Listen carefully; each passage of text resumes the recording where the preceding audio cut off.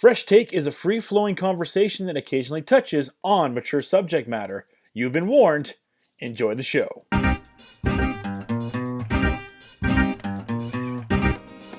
it is, what's due, welcome to a Fresh Take review on A Most Violent Year for the Talented, the Sexy, the Dangerous. Stephen Seahawks. Is he really dangerous, though? It's all in your head. Joshua Adam William Arbuthnot. We had the opportunity of watching. Well, kind of. kind It's of. a weird story. It's a weird story that we're not going to get into. We went to see Most Violent Year, and I saw it, and he saw half of it, so then he rewatched it at a more convenient time, in a safer location. Yeah. Stars Jessica Chastain, who... Dynamite. She looked good. She had some nice dresses. I can watch this and when is she going to be in a superhero film? They accentuated the right things in those dresses. She should be Miss Marvel. She should be like... If they did an Archie movie, she'd be the redhead one. They're doing an Archie show. She should be the redhead. On Fox. She's too good for TV. What? So is Brett. So is... She's too good for cable TV. So is Matthew McConaughey. She's too good for network TV. Anyway, she had a big year. Interstellar, now this Most Violent Year movie. Oscar Isaac, who most people know as the guy from Drive. Yep. That's who I remember him from. Also Inside Llewyn Davis by the Coen Brothers. And this was just his warm-up because he's going to be in something real big. X-Men Apocalypse? Even bigger. Yeah. The new Star Wars movie. He's going to be Apocalypse, which is pretty crazy. Dude, he's piloting an X-Wing. Yeah, that too. He's a part of Rogue Squadron. He's going to be in two of the biggest films the next 2 years. Yeah. Anyways, how would you describe this movie? I went into it, and you think we saw the trailer. I'm just like, oh, this is the next evolution. We haven't had him this is the next Goodfellas in a way. That's a gang movie. That's how much it was like crime movie. This is like the Goodfellas. This is like the Scarface of this decade. Yeah. This is the one. This is going to be crazy. There's going to be violence. There's going to be shooting. There's going to be nuts. And it wasn't. There's two gunfights. Yeah. One was with a deer. Yeah. It was a mind. It's a mind movie. Mind movie, definitely. Did you like it? At first, I was kind of like... I think at first I was like, oh, I expected more. But as you At first you said no. You said you didn't like it. As you take time to really think about it, you're just like, damn, not bad, not bad, not bad. It was the kind of movie that never gave you what you really wanted.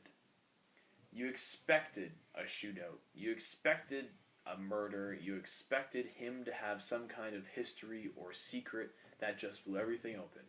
And you know what happened? You never got it. So I love that non-conventional storytelling because you keep you keep trying to grasp. Like, I was talking to my friend in the movie, I was like, dude, it's the Jewish guys. It's the Jewish guys who are setting him up, and he can't get past it, and they get all his money. Like, it's got to be the Jewish guys. And then I was like, no, this is what's going to happen. Like, he's totally there's got to be a secret. He's actually a crime member. He's part of the mafia. He's an informer. He's going to murder someone. You just keep... Well, you hear the title, too, The Most Violent Year, and I just thought it would just be like... Well, it refers to the setting. New York's most violent year in terms of I'm thinking James Caan in the toll booth and The Godfather. I'm thinking iconic scenes. And no, you get a couple of gunshots. Yeah. You get a robbery or two, and you get a mugging, basically. With this character who's trying to rise above. People thought he was John Gotti for a while. Yeah, I totally did. It looks like he'd be a great John Gotti, but it wasn't quite that guy. He was selling heating oil. Yeah. Trying to expand his business in New York, which was very tough. It took me for a while. One of the main dude, the big dude behind it. I'm like, and even in the theater, I was like, who is that? And then I figured out who it is. It's the big bad from True Detective. Oh no way! Yeah. Yeah, right? Whoa. I can't remember his name all of a sudden. Whoa. Like the King something, right? Yeah. The Lizard King or whatever. Yeah, that's him. Whoa. Yeah, I was like, it was bugging me. In the that's the one shitty thing when you're in the theater, right? When you're at home. The guy who's robbing him, right? Yeah. Yeah. Yeah, okay. When you're at home, you can go on IMDb and be like, oh, that's where I know them from.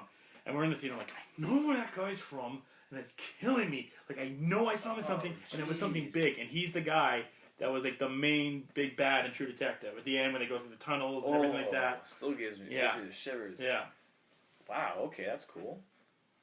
True Detective, our highest download podcast. What'd you think of so you kind of thought about the movie. What would you give it out of 10? Like, what was your take on it? 8.9. What didn't you like about the movie?